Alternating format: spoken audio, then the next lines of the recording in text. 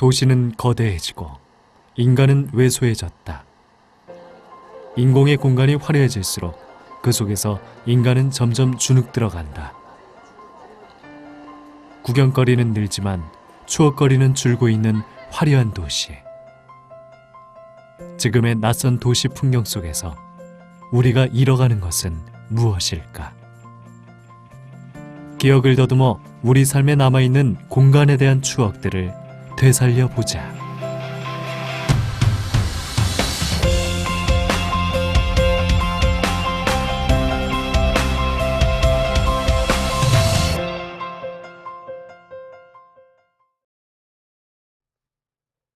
안녕하세요, 정윤수입니다. 우리가 살고 있는 이 대도시, 나날이 찬란한 빛을 발하면서 성장해 가고 있습니다. 반면 그 안에서 살아가는 우리 인간은 어쩌면 주눅들고 왜소해지지 않나 이런 생각을 해보게 되는데요. 오늘부터 10차례에 걸쳐서 우리 여러분들과 함께 이 급변해가는 대도시에 관한 이야기 살펴보고자 합니다. 이 한반도의 인류가 겪어낸 현대사, 어찌 보면 끝없이 망각의 역사다, 기억을 지우는 역사다, 뭐 이런 생각을 해볼 수가 있습니다. 우리는 과거가 좀 빨리 없어졌으면 그런 생각을 하면서 20세기를 살아오지 않았나 싶어요. 집단의 차원에서나 개인의 차원에서나 지나간 과거 잊어버리기 위해서 우리 신속하게 이를테면 컴퓨터의 딜리트 키 같은 걸 마구 누르면서 이렇게 살아온지도 모르겠습니다. 과거에 대해서는 좀 빨리 없어졌으면 그 가난했던 시절, 어두웠던 시절, 그런 시절이 20세기 후반의 역사였습니다.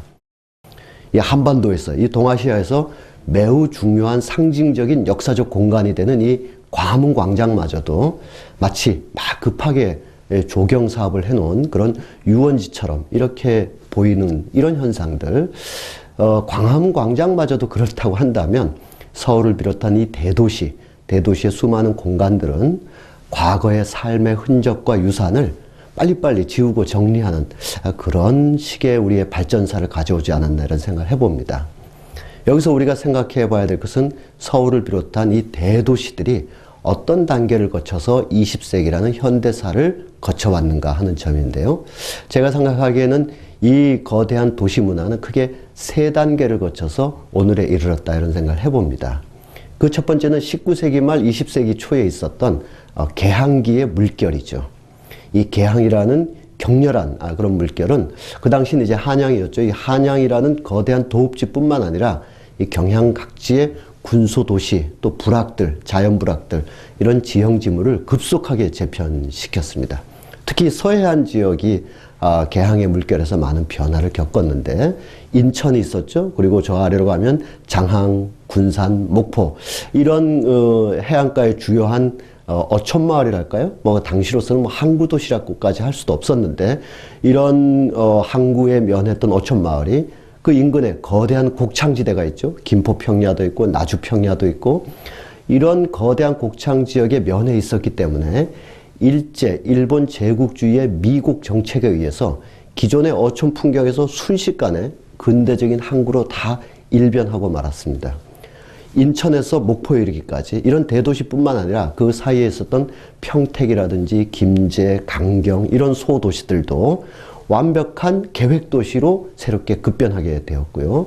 경남에 가면 진해라는 곳이 있습니다. 이 진해 가보신 분들은 진해 그 도시 계획 구조가 아주 정교하게 기획된 그런 아마도 한국 현대사에서 최초의 계획도시다 이런 느낌을 가실 텐데요. 이렇게 진해라든지 또 인근의 진주라든지 이런 많은 도시들이 과거의 흔적에서 개항이라는 그리고 일제시대 이후에 막 전개된 산업화의 초기 단계 이런 것을 거치면서 기존의 고을이다, 마을이다 이런 흔적을 떠나서 대도시라는 이런 격변을 치르게 됩니다.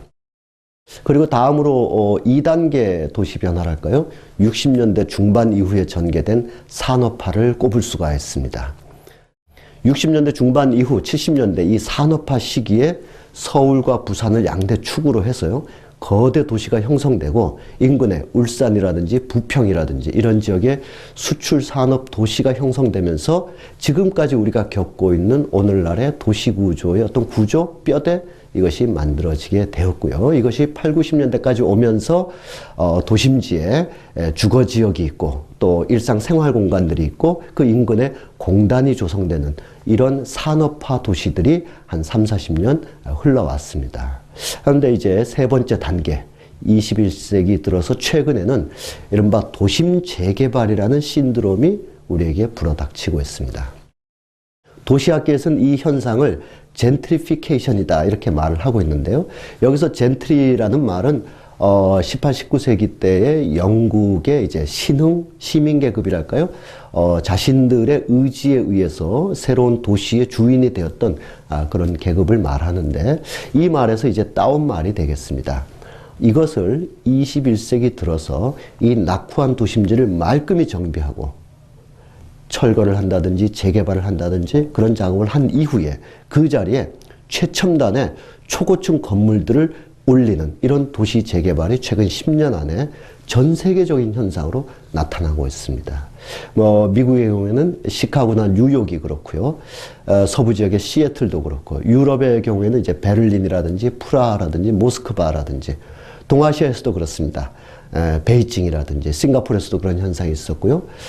이런 많은 모습들이 20세기 곳곳에서 일제히 진행되고 있는데 이런 현상이 우리의 주요 도시들에서도 이제 신속하게 나타나고 있습니다. 도심의 빈민가라든지 낙후지역 이것을 재개발을 통해서 철거하고 그 공간에 중산층 주거지역 그리고 금융상업지구 이런 것으로 다 탈바꿈시키는 세계적인 젠트리피케이션 현상 제가 이렇게 말씀드리는 순간 아마 많은 분들께서 용산 재개발이라든지 이 낙후했던 도심지는 아닙니다만 여의도 재개발이라든지 또 광화문 광장의 주변에 있었던 피막골이라든지 이런 많은 신문로 일대 재개발 지역이라든지 떠올릴 수가 있을 겁니다. 근대적 산업화 이것으로 인해서 도시는 발전했죠. 그렇지만 거기에 살고 있는 사람들의 삶은 굉장히 왜소해지고 문제가 많이 발생했습니다. 앞서 말씀드린 것처럼 주거, 교통, 환경, 교육, 문화 이런 것이 역부족이거나 낡았거나 하드웨어도 오래돼서 이것을 다 교체해야 되거나 거기에 들어갈 새로운 콘텐츠가 미비되어 있거나 이렇게 해서 이 발전의 한계 상황에 20세기 말에 봉착하게 되었고 이를 개선하기 위한 방법으로 앞서 말씀드린 젠트리피케이션 그리고 최근 10년 안에 다시 제기되고 있는 창조도시론이라는 이론도 많이 제기되고 있죠. 혹시 해외 출장이나 여행으로 다녀오신 분들은 일본의 가나자와라든지 핀란드 헬싱키, 아일랜드 더블린, 특히 이 폐광도시, 광업도시였었던 스페인의 빌바오 같은 곳이 문화와 예술로 급변해버린 그런 선례를 많이 보실 수가 있습니다. 우리나라에서도 21세기에 여러 도시들에서 이 창조도시라는 말이 하나의 도시행정, 도시공학의 중요한 키워드로 작용했던 그런 사례가 많습니다. 이렇게 한편으로는 도심지 재개발이라는 젠트리피케이션, 즉 하드웨어의 재개발, 또 한편으로는 창조도시라는 즉 문화예술, 금융, IT 이런 산업으로 도시를 재조직하고자 하는 창조도시론 이 두 가지에 의해서 이 두 가지가 다 도시를 발전시키고 그 안에 살아가는 삶을 보다 윤택해 하기 위한 것은 틀림없습니다만 어쨌든 이 두 가지는 어떤 현상을 자아내냐 하면 기존의 산업화 시절이나 현대사 내내 있어 왔던 많은 삶의 흔적들, 장소들을 말끔히 지워버리는 그런 어쩌면 부정적인 그런 현상도 나타납니다. 이를 장소의 상실이다 이렇게 표현하고 있습니다. 여기서 장소라는 것을 우리가 그냥 이렇게 보게 되는 풍경이나 경관을 얘기하는 게 아니라 인간이 특정한 공간에서 오랫동안 서로 관계를 맺었던 그런 경험과 관계와 기억들까지 다 통칭하는 말이 되겠습니다.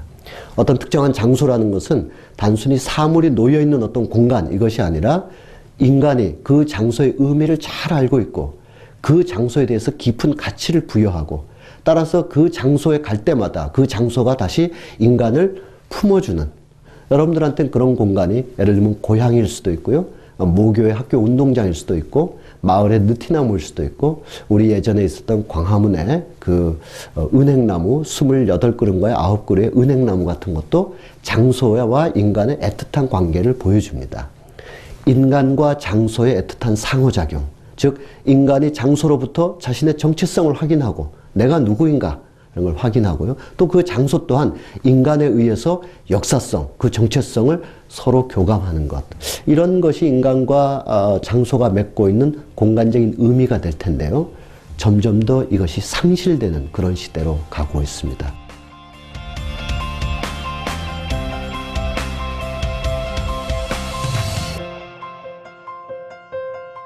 그런 의미에서 우리는 역설적으로 이 도시들이, 서울을 비롯한 거대한 도시들이 겪어냈던 이 역사를 기억하고 해석하는 노력은 매우 중요하다고 할 수가 있겠습니다. 도시들의 수많은 공간들, 그 장소들, 광장도 있고 기차역도 있고요, 경기장, 박물관, 우리 극장들, 이 많은 공간들이 어떤 현대사를 우리와 함께 살아왔는지 이것을 기억해내고 이것과 더불어서 우리의 미래를 생각하는 것, 이것이 진정 도시 공간을 살아가는 인간의 진정한 삶의 자세가 아닌가, 그런 생각을 해봅니다. 앞으로 많은 공간들을 여러분들과 함께 순례하고 또 성찰해 보도록 하겠습니다. 고맙습니다.